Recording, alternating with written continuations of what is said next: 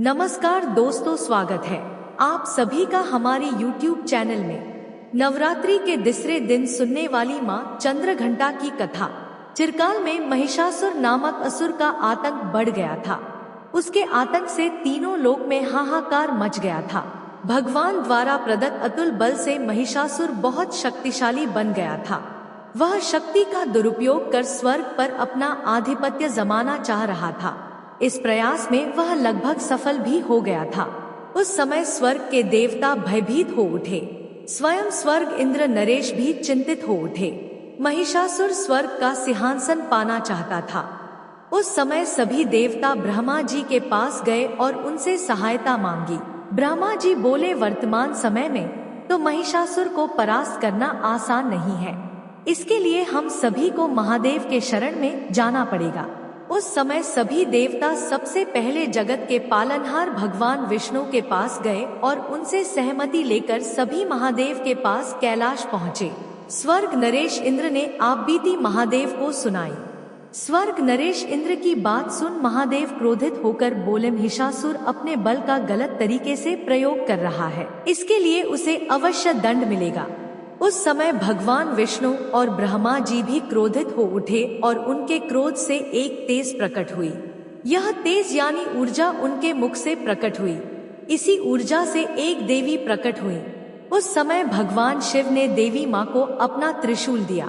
भगवान विष्णु ने अपना सुदर्शन चक्र दिया। स्वर्ग नरेश इंद्र ने घंटा प्रदान किया। इस प्रकार सभी देवताओं ने देवी माँ को अपने अस्त्र शस्त्र दिए। तब माँ चंद्रघंटा ने त्रिदेव से अनुमति लेकर महिषासुर को युद्ध के लिए ललकारा। शास्त्रों में निहित है कि कालांतर में माँ चंद्रघंटा और महिषासुर के मध्य भीषण युद्ध हुआ। इस युद्ध में माँ के प्रहार के सामने महिषासुर टिक न सका। उस समय महिषासुर का वध कर माँ ने तीनों लोकों की रक्षा की। तीनों लोकों में माँ के जयकारे गूंजने लगे।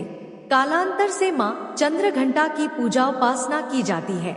माँ अपने भक्तों के सभी दुख हर लेती है, साथ ही सुख, समृद्धि और शांति प्रदान करती है। साधक श्रद्धा भाव से शारदीय नवरात्रि के तीसरे दिन माँ चंद्रघंटा की उपासना करते हैं। धार्मिक मत है कि शारदीय नवरात्रि के तीसरे दिन श्रद्धा भाव से माँ चंद्रघंटा की उपासना करने से साधक की सभी मनोकामनाएं यथाशीघ्र पूर्ण होती हैं। साथ ही घर में सुख, समृद्धि और खुशहाली आती है। अगर आप भी माँ चंद्रघंटा की कृपा के भागी बनना चाहते हैं तो विधि पूर्वक माँ की पूजा उपासना करें। साथ ही पूजा के समय व्रत कथा का पाठ अवश्य करें। माँ चंद्रघंटा की उपासना करने से साधक की सभी मनोकामनाएं यथाशीघ्र पूर्ण होती हैं।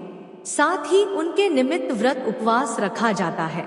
सनातन शास्त्रों में निहित है कि माँ ममता की सागर है। उनकी महिमा निराली है। अपने भक्तों का उद्धार करती हैं और दुष्टों का संहार करती हैं।